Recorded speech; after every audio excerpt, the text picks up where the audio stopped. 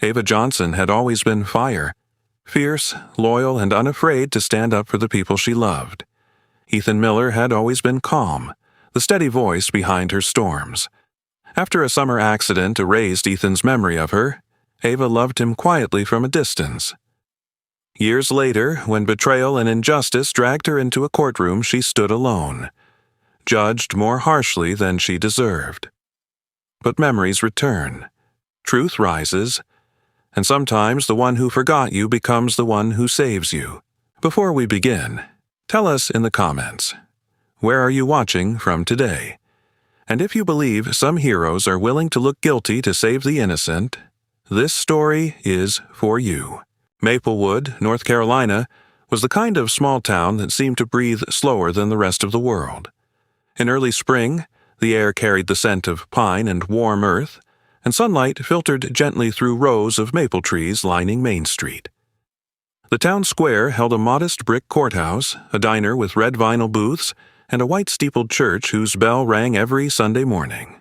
Life here moved in quiet rhythms. High school football games on Fridays, farmers' markets on Saturdays, and neighbors who knew each other's names without trying. Ava Johnson had never moved slowly. From the time she could run, she did so with purpose. She was tall for her age, even as a child, with deep brown skin that glowed warmly under the Carolina sun. Her hair, thick and naturally coiled, was often pulled into a high puff when she was young, and later braided neatly down her back in her teenage years. Her dark eyes were sharp and expressive, revealing her thoughts before she spoke them. And she spoke them often. There was something electric about Ava, an energy that filled a space the moment she entered it. She laughed loudly, argued fiercely, and defended instinctively. If someone was teased or cornered on the playground, Ava was usually the first to step between them and harm.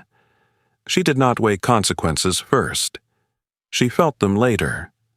Her mother, Sarah Johnson, understood that about her daughter. Sarah was a tall, slender woman in her early 40s with gentle lines at the corners of her eyes and a calmness that seemed earned rather than inherited. She worked long shifts as a nurse at Maplewood Community Hospital.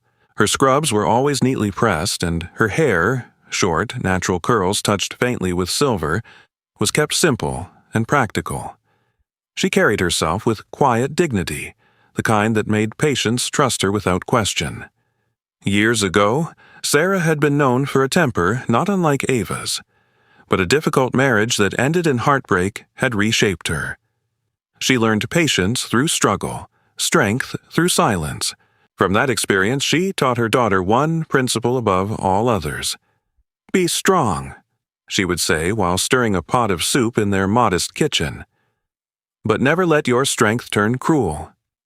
Ava tried. She truly did. Across town lived Ethan Miller. Ethan was different in nearly every visible way. Fair-skinned, with light brown hair that fell softly across his forehead, he had steady blue-gray eyes that rarely rushed to judgment.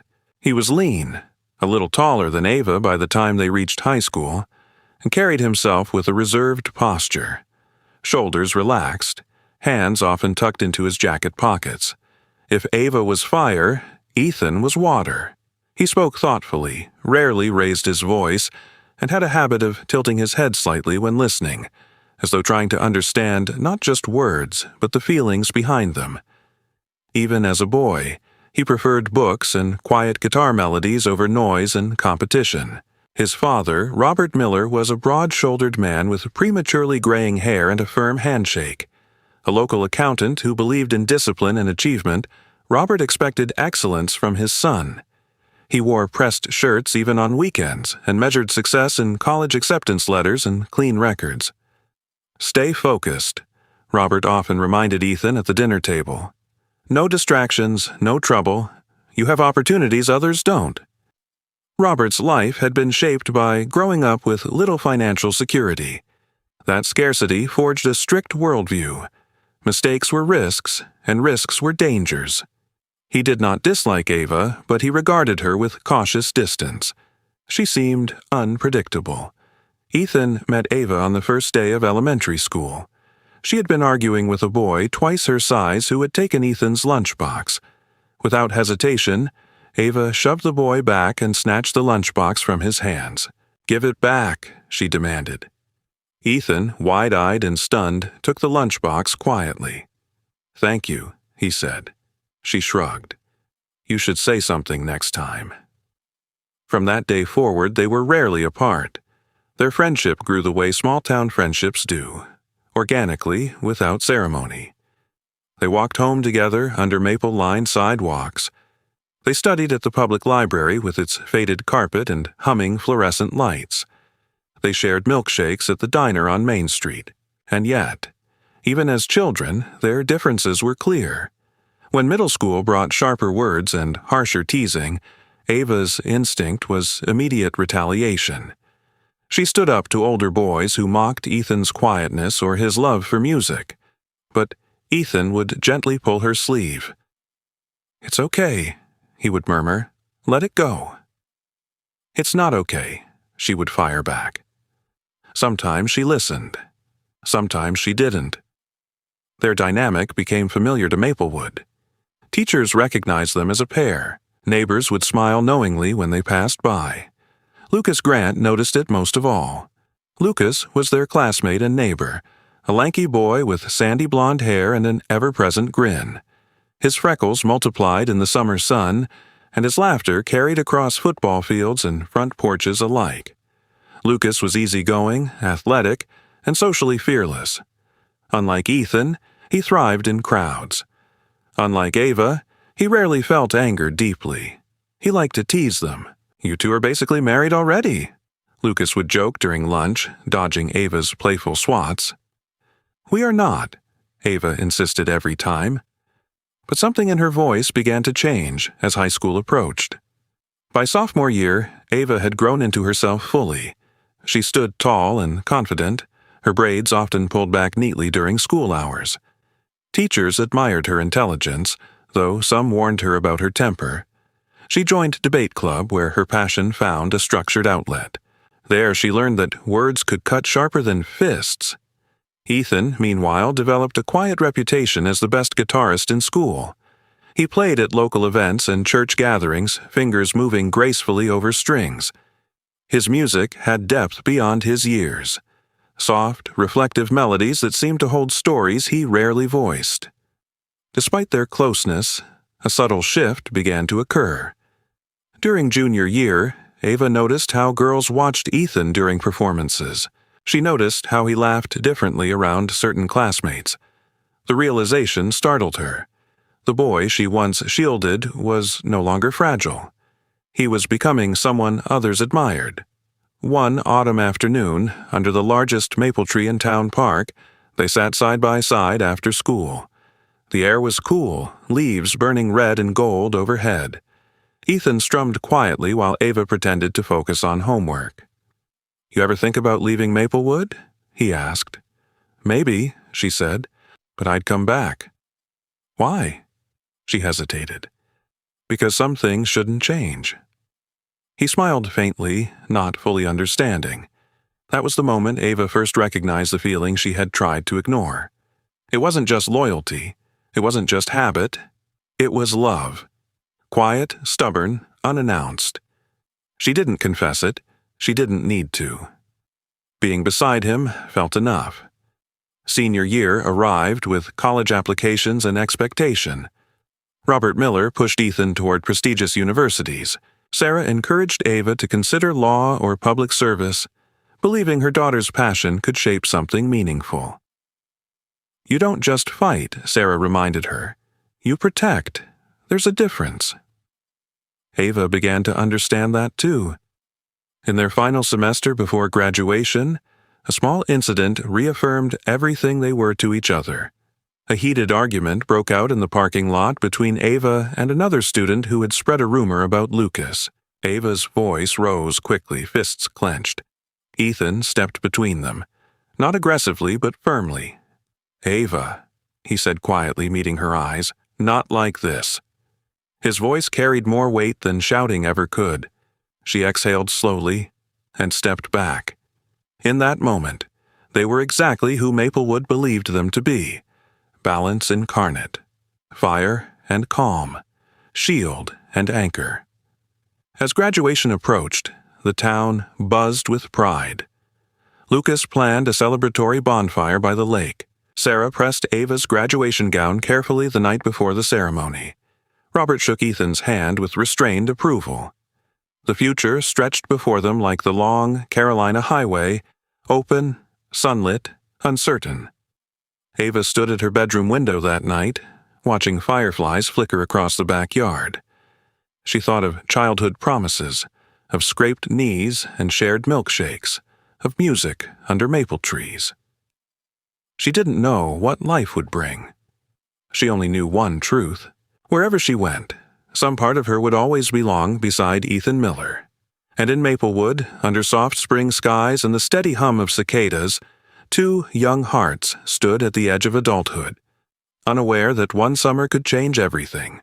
Summer in Maplewood arrived thick and golden, cicadas humming through the heavy Carolina air. The days stretched long and bright, and the nights carried a humid softness that made everything feel slower, almost suspended in warmth. Graduation had passed in a blur of applause and photographs. The town still buzzed with pride for its seniors, unaware that before the season ended, something irreversible would happen. It was late July when the accident occurred. Lucas Grant had organized a small lakeside gathering to celebrate Ethan's acceptance into a prestigious university program. Lucas, taller now and broader through the shoulders from years of football, still carried that restless grin, but there was a flicker of anxiety in him lately, about leaving town, about growing up too fast.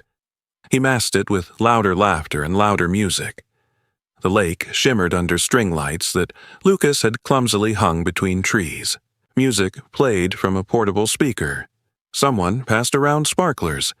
Ethan sat near the dock with his guitar, playing soft acoustic covers while others talked. Ava sat beside him, knees pulled to her chest, listening more to his breathing than the melody. Ethan seemed lighter that night, relaxed. The breeze lifted his hair slightly as he laughed at something Lucas said. Ava watched him and thought briefly that this was what forever might feel like. Easy and unfinished at the same time. Around midnight, people began to leave. The air turned cooler. Ethan declined a ride home. "It's not far," he said, smiling. "I'll take my bike." Lucas frowned. "Man, it's dark out here." "I'll be fine," Ethan replied. "I've done it 100 times. Ava hesitated. Something tugged at her instinct. "Let me walk you halfway." He shook his head gently. "Go home. Your mom's probably waiting." It was the last normal conversation she would have with him for months. The road from the lake curved sharply near an old oak tree. There were no streetlights along that stretch, only moonlight filtering through branches. According to the police report later, Ethan's front tire struck loose gravel at the curve. The bike slid. His body followed. He hit the pavement hard. A passing driver found him minutes later. Maplewood Community Hospital had never felt so small. Sarah Johnson was finishing her shift when the emergency call came in. As a nurse with over 20 years of experience, she had seen trauma before. Car crashes, construction injuries, heart attacks. But when she recognized Ethan's name spoken in hurried tones, something in her posture stiffened. He was wheeled in, unconscious, blood matted in his hair, breathing shallow. The attending physician that night was Dr. Michael Reeves, a lean man in his early 50s with wire-rimmed glasses and a steady, clinical voice. He had practiced in Maplewood for decades and carried both competence and compassion in equal measure. "Severe head trauma," he said quietly after reviewing scans. "There's swelling. We'll need to monitor closely." Ava arrived barefoot, having run out of her house the moment Lucas called. Her braids were hastily tied back, her eyes wide and unblinking. She stood in the hallway outside the emergency room, fists clenched at her sides as if bracing for impact. Lucas stood beside her, pale and shaking. "I should have stopped him," he muttered repeatedly. His usual humor was gone. His shoulders hunched inward, guilt settling heavily over him. He had insisted on the party. He had watched Ethan ride off. Robert Miller arrived soon after, face tight with controlled panic. He spoke in clipped sentences, demanding updates, asking about specialists in Raleigh, about transferring facilities. His authority filled the corridor like pressure. Sarah stepped out briefly to speak with Ava. Even in scrubs, with exhaustion lining her face, she maintained composure. She placed both hands on her daughter's shoulders. "He's alive," she said first. "Hold on to that." The hours blurred into antiseptic light and beeping monitors. Ethan underwent surgery to relieve pressure on his brain. The town that moved slowly suddenly felt suspended in waiting. 3 days later, he opened his eyes. Ava was there. The hospital room was quiet except for the rhythmic hum of machines. Sunlight filtered through blinds in thin strips across white sheets. Ethan's face looked paler than she remembered, a faint bruise shadowing his temple. His blue-gray eyes blinked slowly, adjusting. Robert leaned forward immediately. "Ethan, son?" Ethan's gaze shifted. Confusion clouded it briefly. "Dad?" Relief flooded the room. Then his eyes moved again. They landed on Ava. She stepped closer, breath catching in her throat. "Hey," she whispered, voice trembling. He studied her for several seconds. Polite, searching. "I'm sorry," he said softly. "Have we met?" The words were gentle. They shattered her. Dr. Reeves later explained it carefully. Retrograde amnesia affecting portions of recent memory. Not total loss, not permanent necessarily, but selective, unpredictable. The trauma had disrupted connections in his brain. He remembered childhood fragments. He remembered his father, teachers, music. But when asked about high school friends beyond surface acquaintances, his answers faltered. He remembered Lucas vaguely, football guy, but not the depth of their bond. He remembered Ava as someone from classes, someone familiar, but not as the person who had sat beside him under maple trees for years. Robert absorbed the diagnosis with rigid focus. "We'll rebuild," he said firmly. "He'll focus on recovery. No unnecessary stress." The phrase lingered. Unnecessary stress. Over the following weeks, Robert took control of Ethan's environment with surgical precision.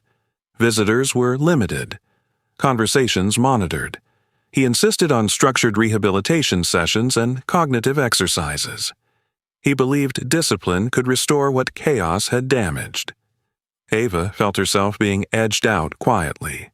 She visited daily at first. She brought homemade lemonade in mason jars. She brought sheet music from songs Ethan used to play. She sat at the edge of his hospital bed, careful not to overwhelm him. He treated her kindly, always politely. "Thank you for coming," he would say. The formality cut deeper than cruelty ever could. One afternoon, as Ava sat silently while Ethan struggled to recall chord progressions, Sarah entered the room after her shift. She watched her daughter closely. The way Ava leaned forward, desperate for recognition. The way her jaw tightened when Ethan's eyes remained blank. That night at home, Sarah spoke gently but firmly. "You cannot force someone to remember you," she said while folding laundry at the kitchen table. "And you cannot disappear trying." Ava stared at the wooden grain of the table. "I'm not forcing anything." "You're breaking," Sarah replied softly. Across town, Lucas avoided the hospital for days, unable to face Ethan's blank stare. When he finally visited, he stood awkwardly near the doorway, hands shoved into his hoodie pockets. "Hey man," he said, forcing a grin. "Guess you decided to skip town early." Ethan smiled faintly. "Guess so." Lucas laughed, but it came out brittle. Guilt reshaped him. He stopped organizing outings, stopped joking loudly in hallways. He replayed that night endlessly, imagining alternate endings where he had insisted on driving Ethan home. Meanwhile, Physical therapy sessions began. Ethan's motor skills returned gradually. His balance improved. Dr. Reeves remained cautiously optimistic. "The brain is resilient," he repeated. "But healing takes patience." Ava adapted. Instead of recounting memories he couldn't access, she approached him as if starting fresh. She brought her own guitar one afternoon, sitting across from him in the hospital recreation room. She played first. Slow, simple chords. "Your turn," she said lightly. He hesitated, then mirrored her. The music was clumsy at first. Fingers uncertain. But muscle memory, unlike emotional memory, responded. The melody improved. For a moment, just a flicker, his eyes softened as if something almost surfaced. But it didn't. When Ethan was discharged weeks later, Robert tightened his protective grip. He reorganized the house schedule. Limited visitors, screened calls. "Recovery requires focus," he insisted. Ava found herself waiting outside more often than inside. Still, she returned. Every day, not demanding, not pleading, just present. Summer moved forward without permission. The cicadas quieted slightly. The sun set earlier.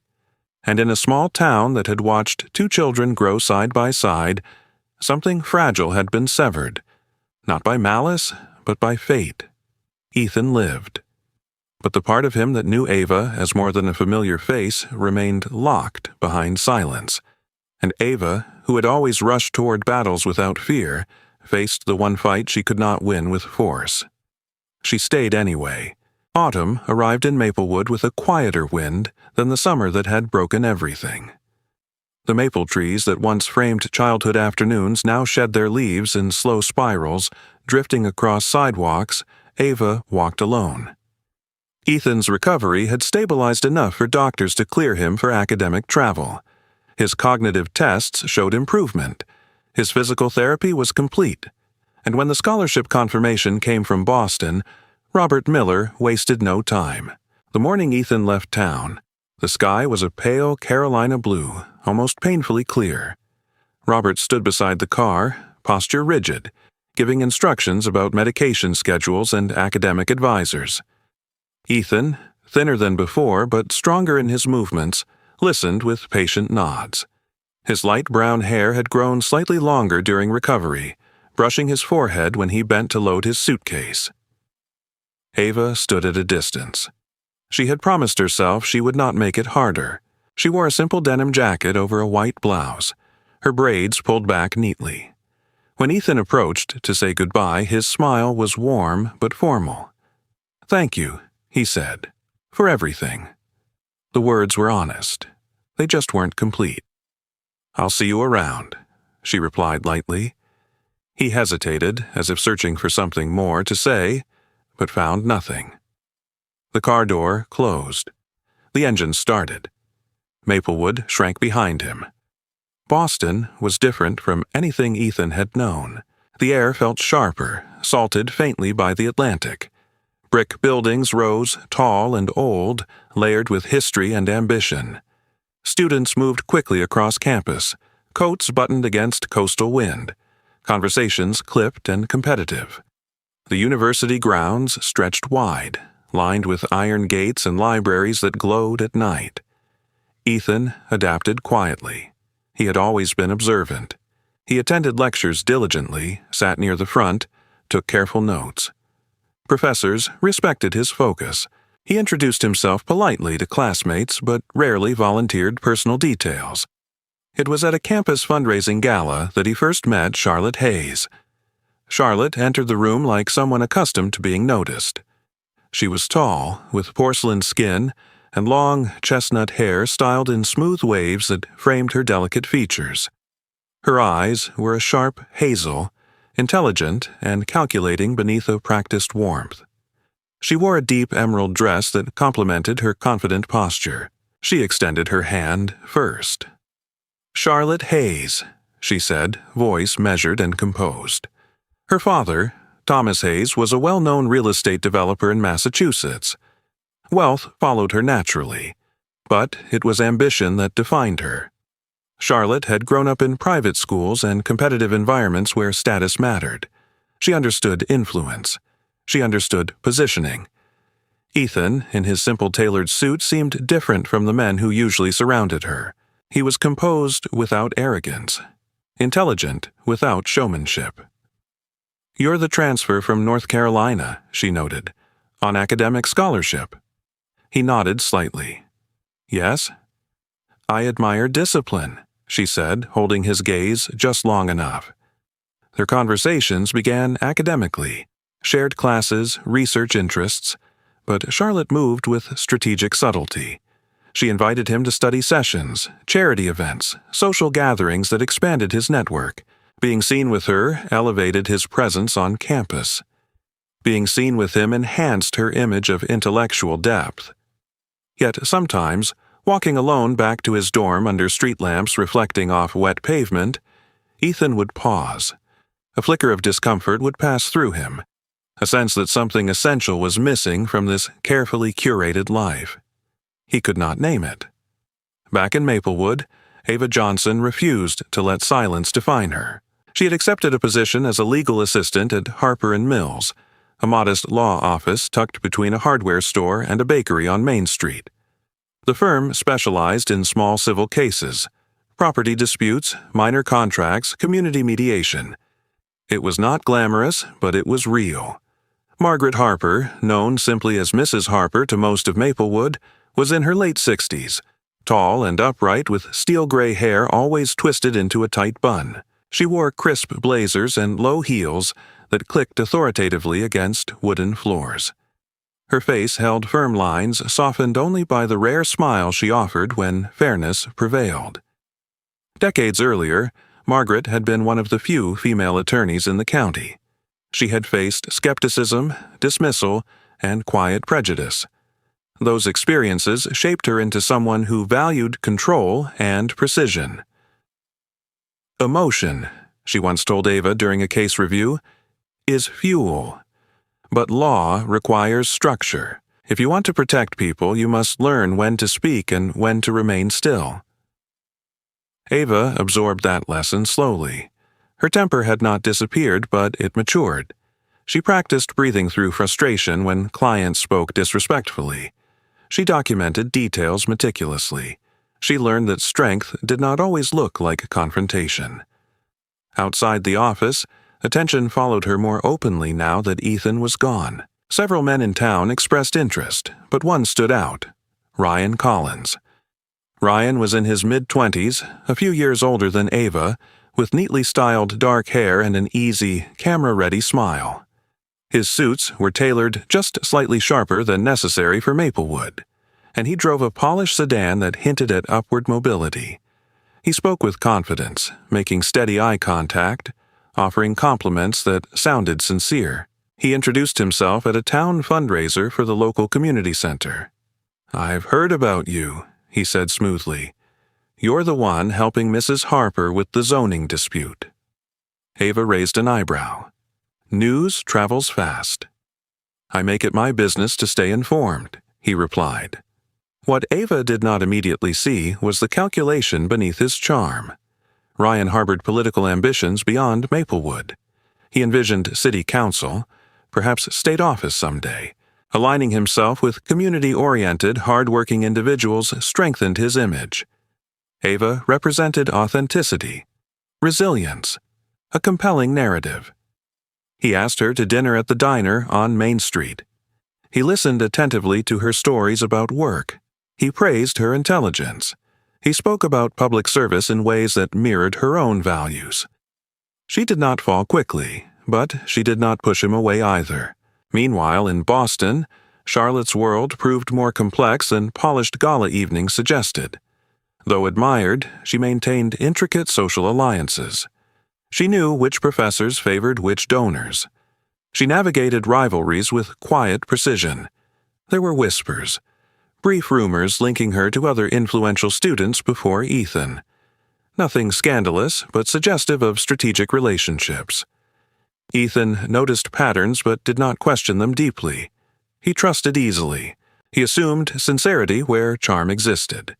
Yet occasionally, in the middle of a lecture or during a campus concert, he would experience a pause, a fleeting image of sunlight filtering through leaves, a feeling of laughter nearby, a sensation of standing beside someone who felt steady and fierce at the same time. He would blink, and it would fade. He never mentioned these fragments to Charlotte. Lucas, still in Maplewood attending a local college, visited Ava one evening at Harper and Mills. He leaned against her desk, hands shoved in his jacket pockets, freckles darker from time outdoors. "You heard from him?" he asked casually. "Sometimes," Ava replied. "Emails mostly." "Does he sound happy?" She hesitated. "He sounds busy." Lucas nodded slowly. "I keep thinking he'll just remember one day." Ava forced a small smile. Maybe he doesn't need to. But the words tasted like resignation. Weeks turned into months. Maplewood's winter arrived with frost-tracing window edges, Boston's snow-blanketed campus lawns. Distance settled not with drama, but with quiet acceptance. Ethan built routines in a city that demanded forward motion. Ava built discipline in a town that remembered everything. And between them stretched silence. Not hostile, not broken, just incomplete. They did not argue, they did not confess. They simply lived separate lives, unaware that silence, too, can shape destiny. Spring returned to North Carolina with deceptive softness. The air carried the scent of blooming dogwoods, and warm light spilled across Maplewood's brick sidewalks, as if nothing in the world could fracture so quietly.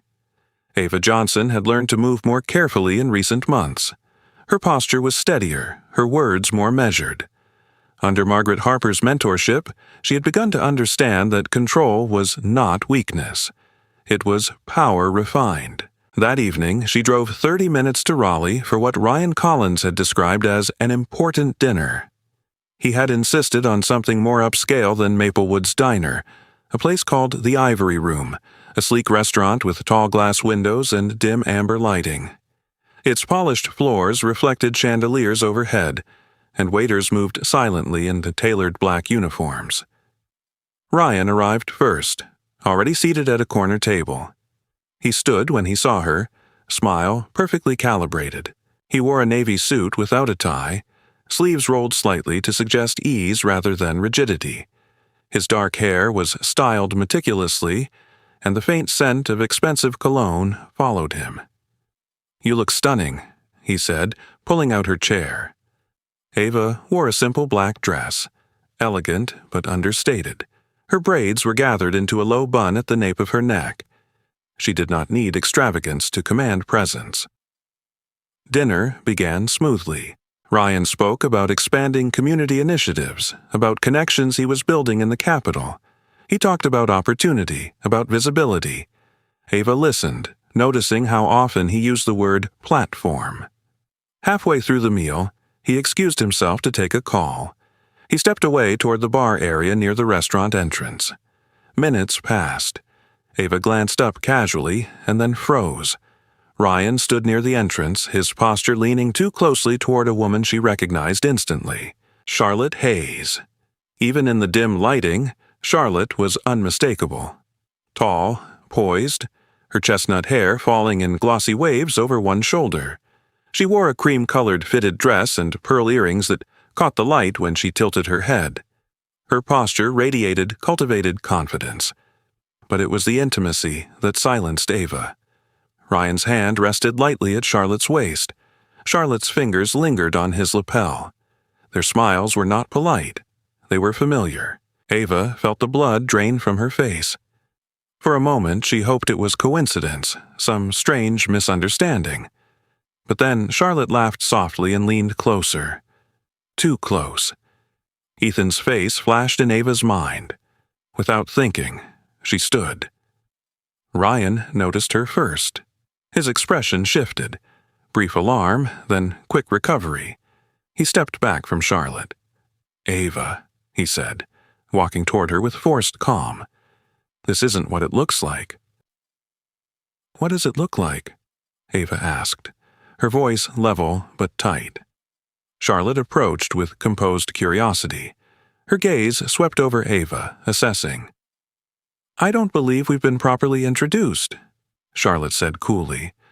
"We don't need to be," Ava replied. Ryan ran a hand through his hair. "Charlotte is involved in some outreach projects in Boston. We were discussing partnerships." "In a corner?" Ava asked. Charlotte's lips curved faintly. "If you're implying something inappropriate, I assure you, you're mistaken."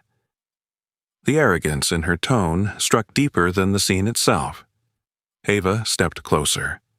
"Does Ethan know about this partnership?" Charlotte's expression flickered, barely perceptible. "This is hardly your concern," she said smoothly. It should have ended there. Ava could have walked away, could have saved herself from what followed. But Ethan's quiet smile under maple trees, his blank stare in a hospital bed, his fragile recovery, all of it surged forward in her chest. She turned back toward Charlotte after Ryan attempted to guide her away. "We need to talk," Ava said firmly. They stepped outside the restaurant onto the cool Raleigh sidewalk. Night traffic hummed distantly.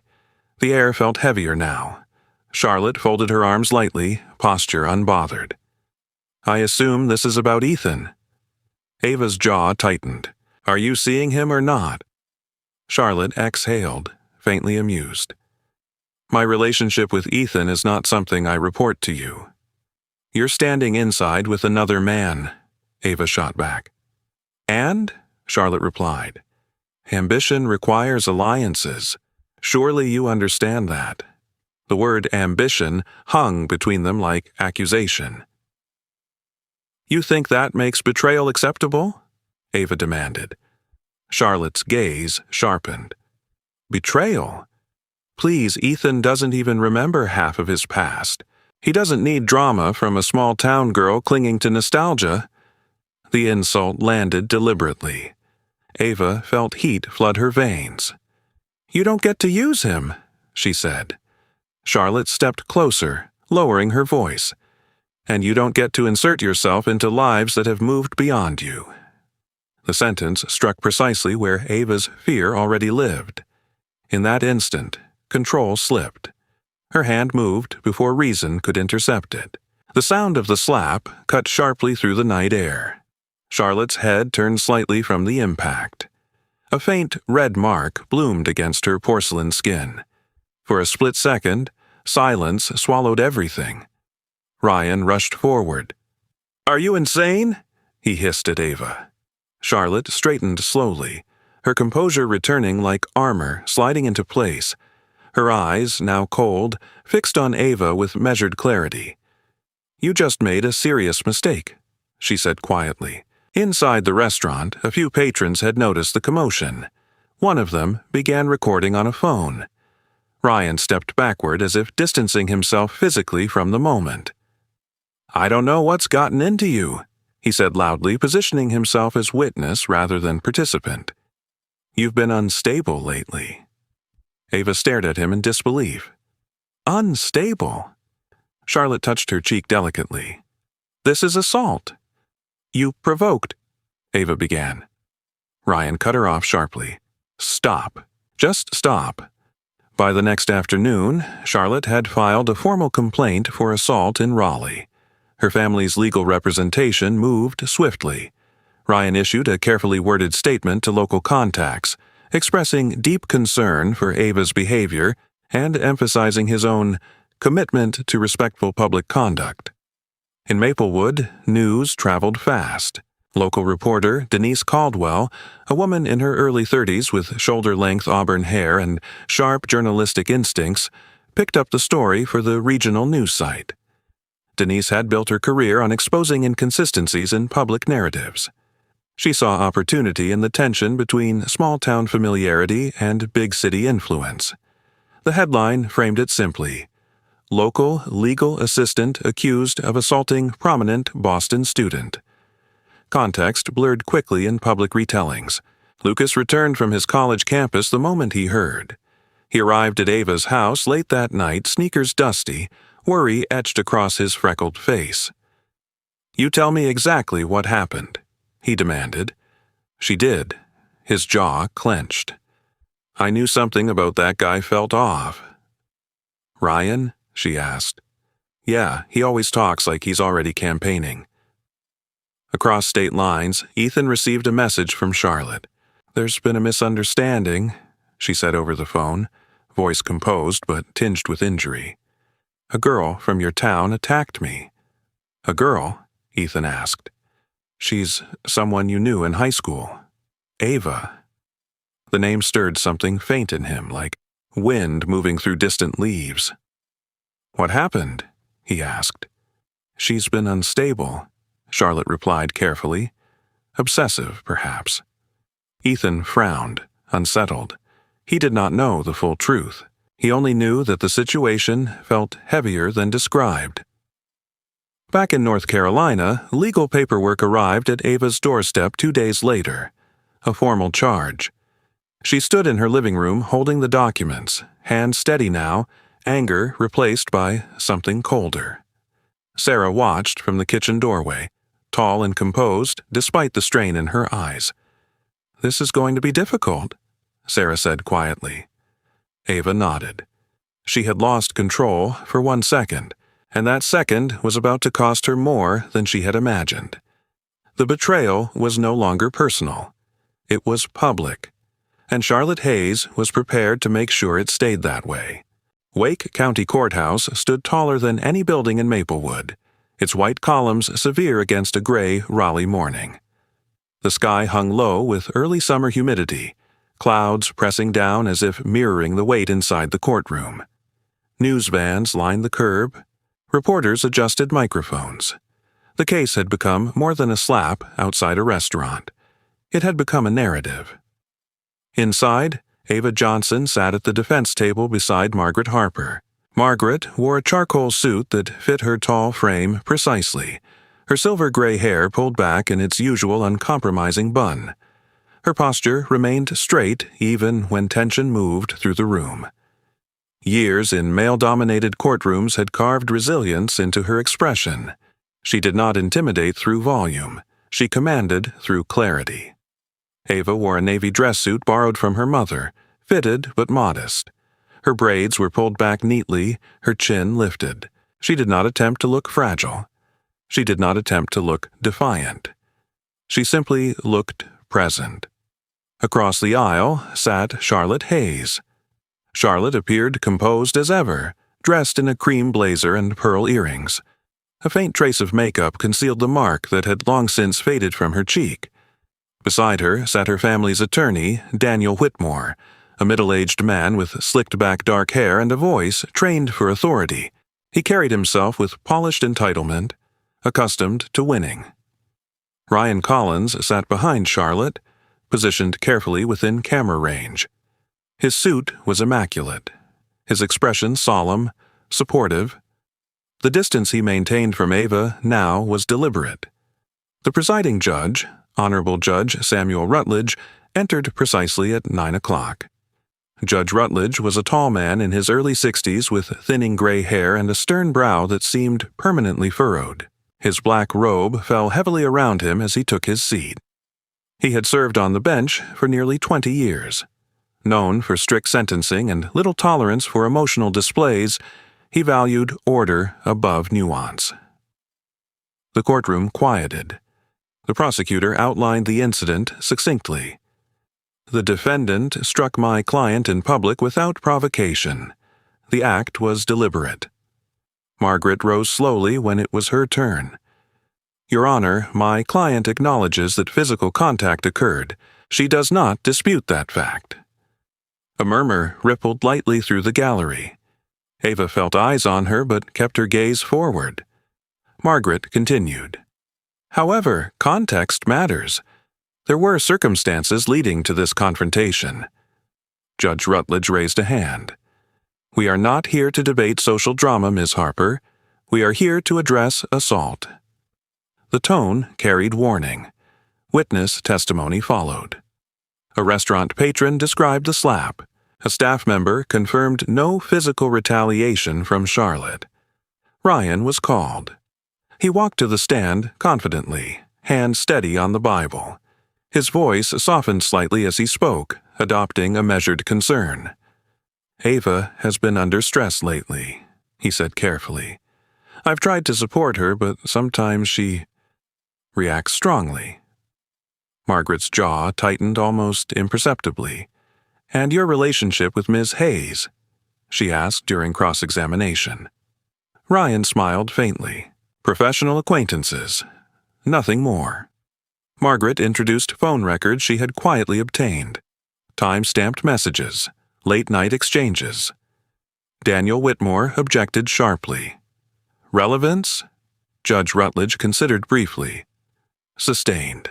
This is not a morality hearing." Margaret lowered the papers slowly, eyes sharp but restrained.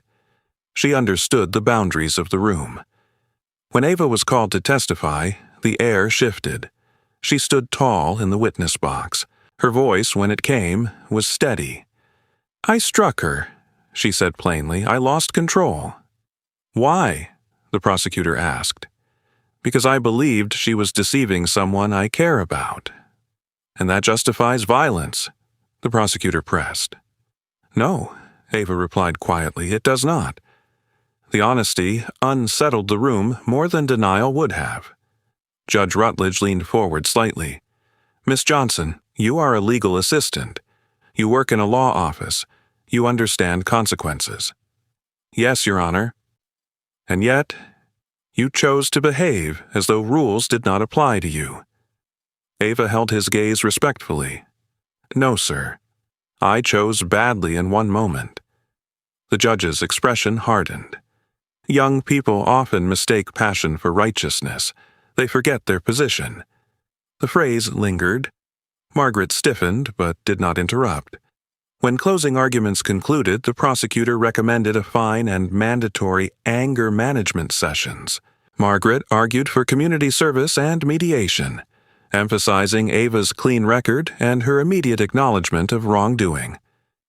Judge Rutledge removed his glasses, setting them carefully on the bench. "This court cannot tolerate public disorder," he said slowly. "Miss Johnson's actions demonstrate a disregard for restraint. Such behavior must be corrected firmly." The sentence delivered was heavier than expected. A significant fine, extended probation, mandatory counseling beyond recommendation. A hush fell over the courtroom. Ava absorbed the words without flinching. As officers approached to escort her briefly for processing documentation, she stood calmly. One of them, a stocky man in his late 30s with closely cropped hair and a badge that read, "Officer Trent Mallory," secured the cuffs around her wrists more tightly than necessary. Mallory had worked county enforcement for over a decade. His face bore the kind of expression shaped by cynicism rather than cruelty, but something sharper flickered behind his eyes now. As he guided her down the corridor, he leaned close enough for only her to hear. "Learn your place next time," he muttered under his breath. The words struck harder than the metal around her wrists. Ava's spine remained straight. Back inside the courtroom, Margaret gathered her files with deliberate calm. Her mind was already working. In the weeks leading up to trial, she had quietly collected evidence of communication between Ryan and Charlotte, suggesting a relationship that contradicted sworn statements. She had not been allowed to fully introduce it here, but she had it. Outside, cameras flashed as Ava exited. Sarah Johnson stood near the courthouse steps, hands clasped tightly together. Though her tall frame remained composed, her eyes shimmered with restrained emotion. She had organized a small prayer gathering the night before in Maplewoods Church. Neighbors sitting in wooden pews, bowing heads not in anger, but in hope. Sarah believed in endurance.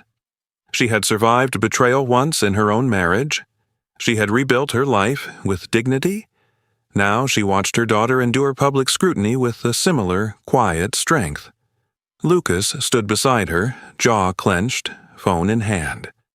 The night before the trial, he had called Ethan.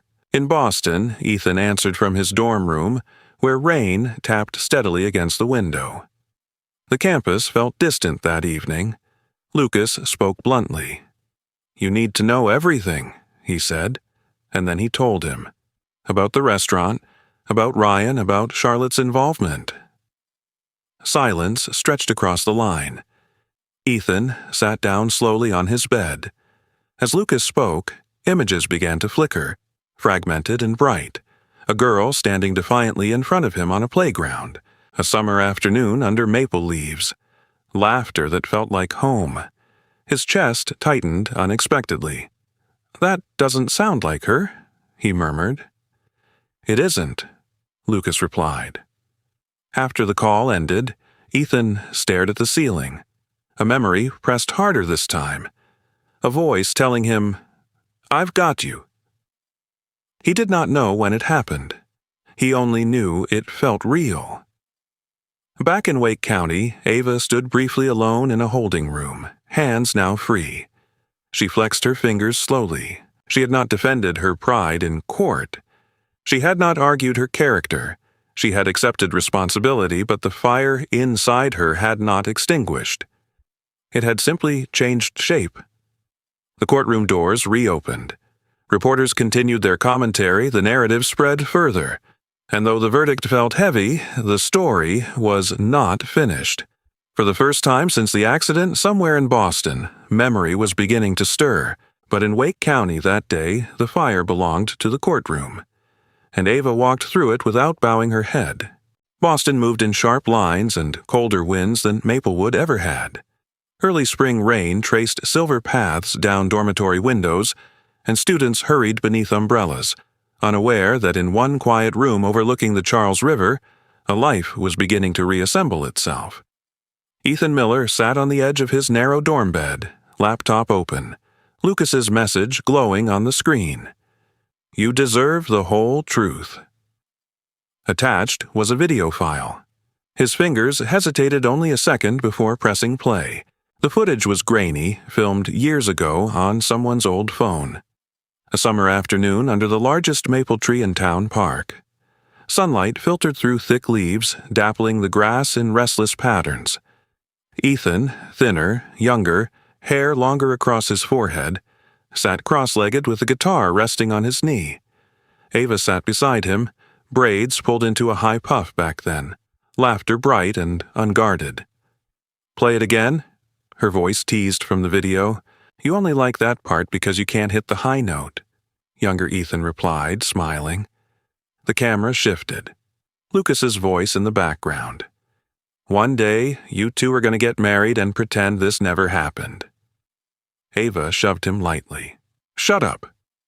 Then the camera stilled again, catching something quieter. Ethan turned toward Ava, expression softer. "Promise me something," he said. "What?" "If I ever forget everything, remind me." She rolled her eyes. "You're dramatic." "Promise." She held out her pinky. "Fine. Even if you forget the whole world, you don't get to forget me." The video ended. Ethan did not move. Something inside his chest tightened painfully. Not confusion this time. Recognition. A faint pressure built behind his eyes, followed by flashes. Playground asphalt under summer heat. Ava standing in front of him, arms wide, shielding him from older boys.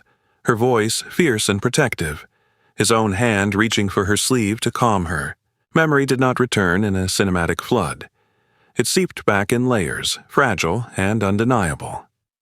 He stood abruptly, pacing the small room.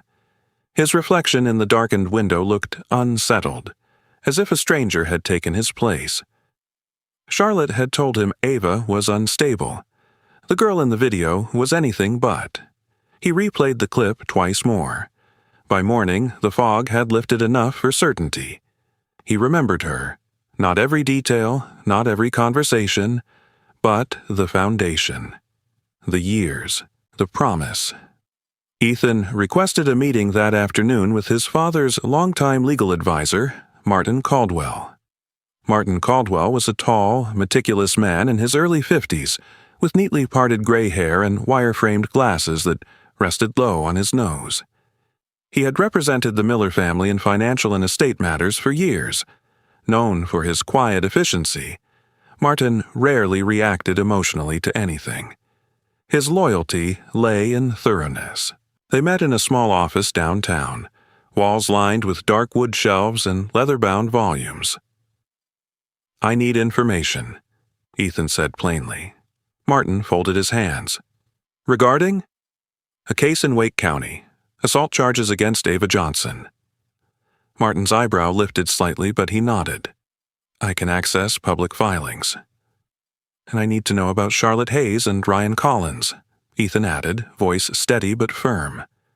Martin studied him for a long moment. "Is this personal?" "Yes."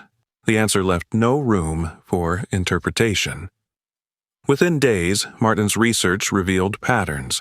Shared travel itineraries between Charlotte and Ryan months before the Raleigh incident. Hotel receipts. Photographs from fundraisers where proximity seemed more than coincidental. Charlotte Hayes had always understood reputation as currency. When her father, Thomas Hayes, learned that investigative inquiries were circling the family name, he did not respond with anger. He responded with strategy.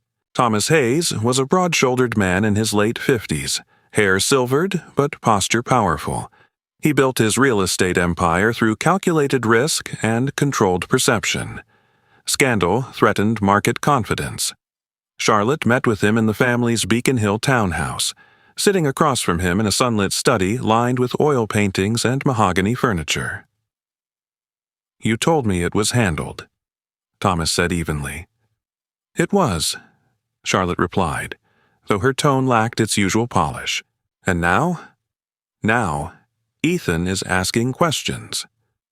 Thomas leaned back slowly. "This cannot escalate." Charlotte understood what that meant.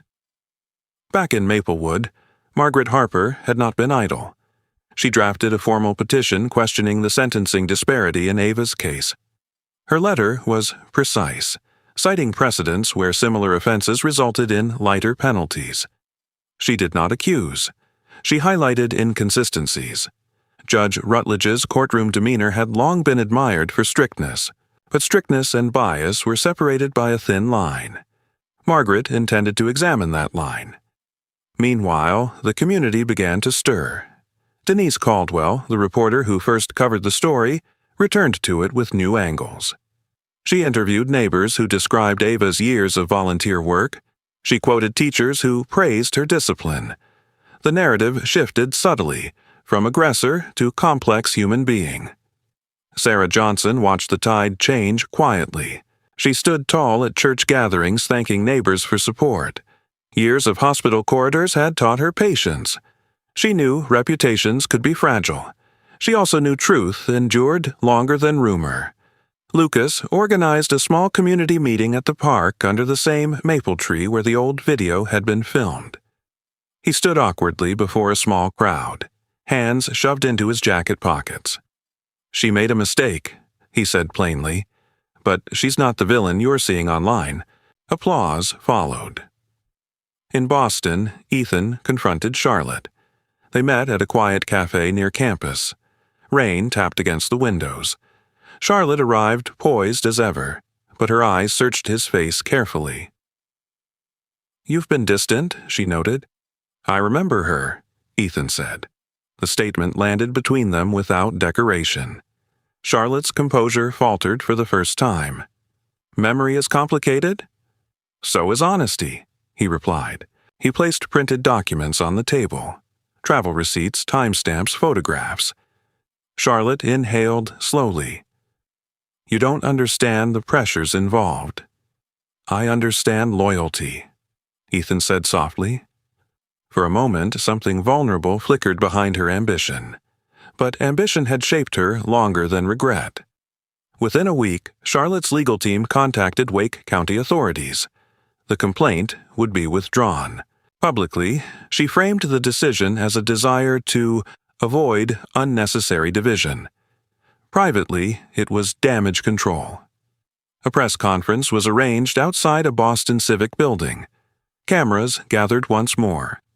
Charlotte stood at a podium, cream blazer immaculate, voice controlled. "I regret that personal misunderstandings escalated into legal action," she said carefully.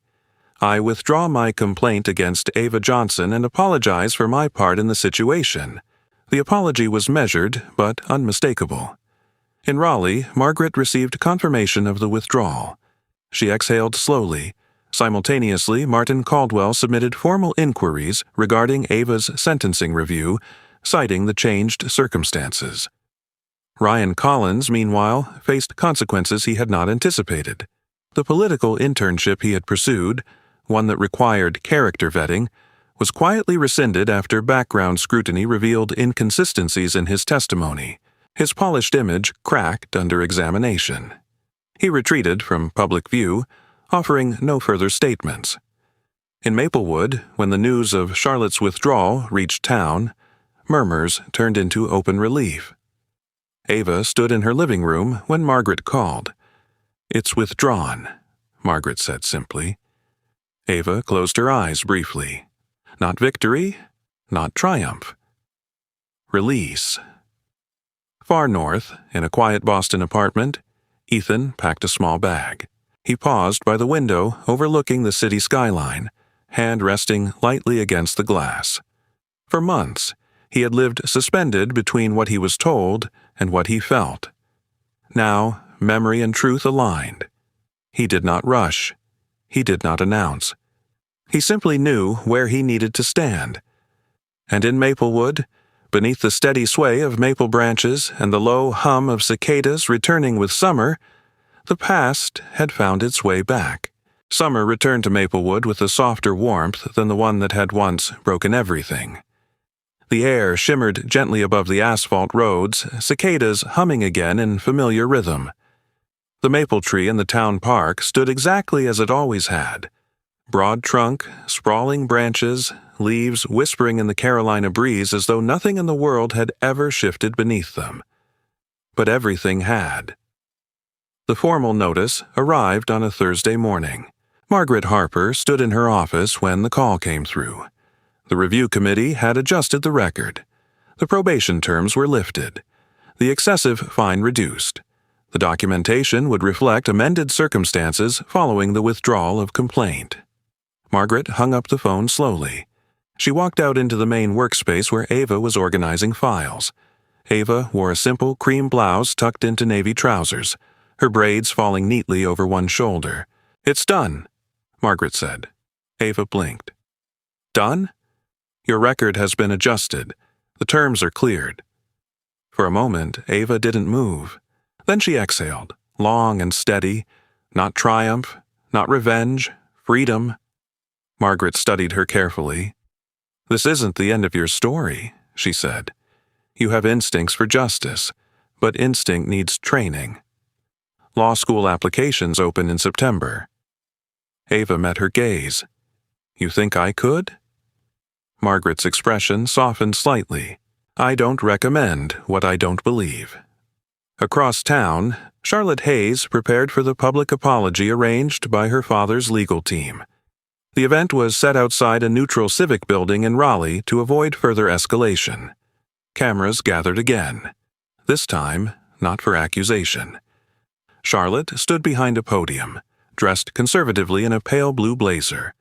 Her usual polish remained, but there was something different in her posture.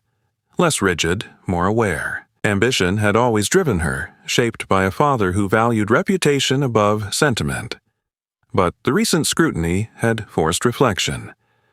"I allowed personal matters to escalate unnecessarily," she said into the microphones. "I withdraw my previous claims and acknowledge that my decisions contributed to harm.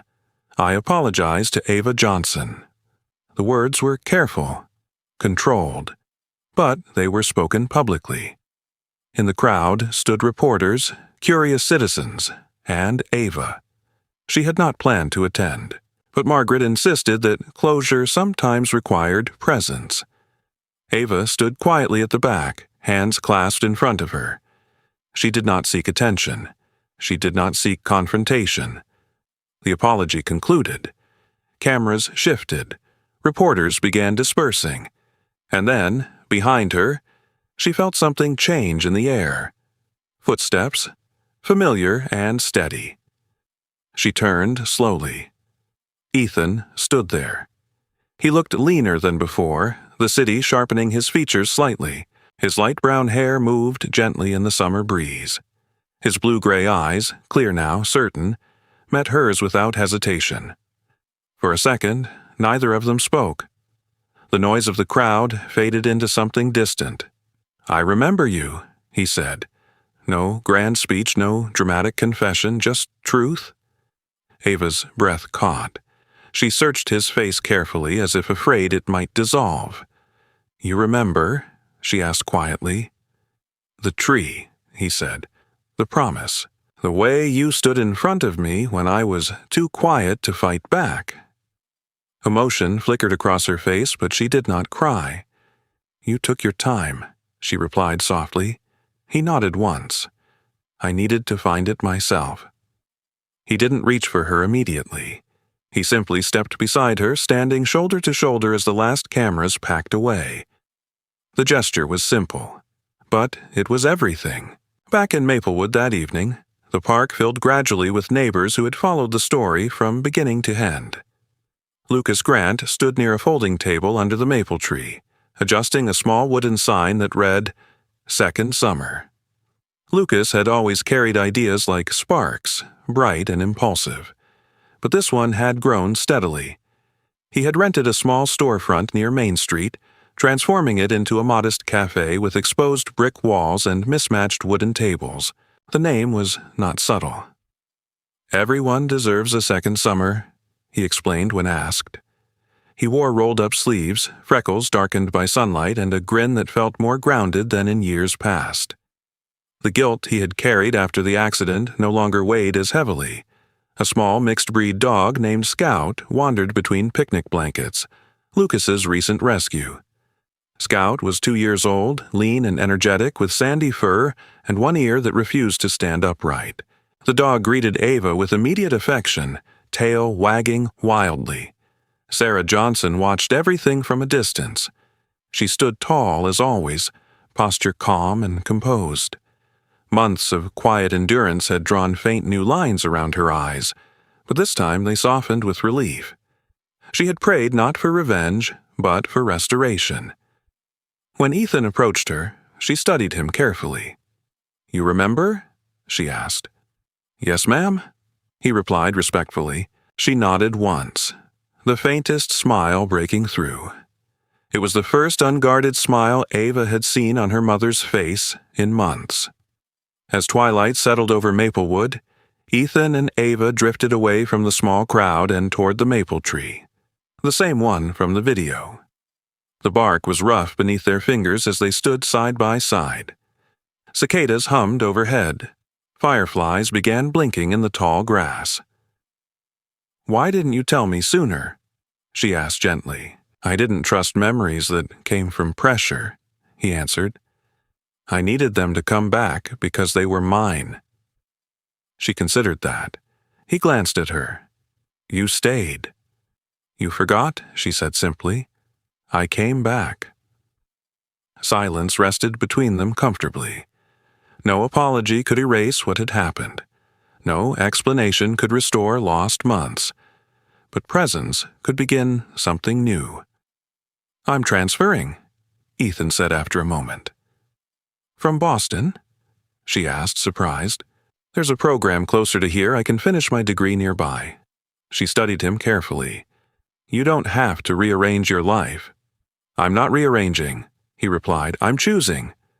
The distinction mattered. Behind them, Lucas called out something about free coffee samples next week. Laughter followed. Margaret Harper approached briefly, heels clicking softly against pavement. "I expect your law school essay draft by August," she said to Ava without ceremony. Ava laughed lightly. "Yes, ma'am." As the evening deepened, Maplewood felt whole again. Not untouched, but matured. The summer that had once taken memory now returned it. Not as something fragile, as something earned.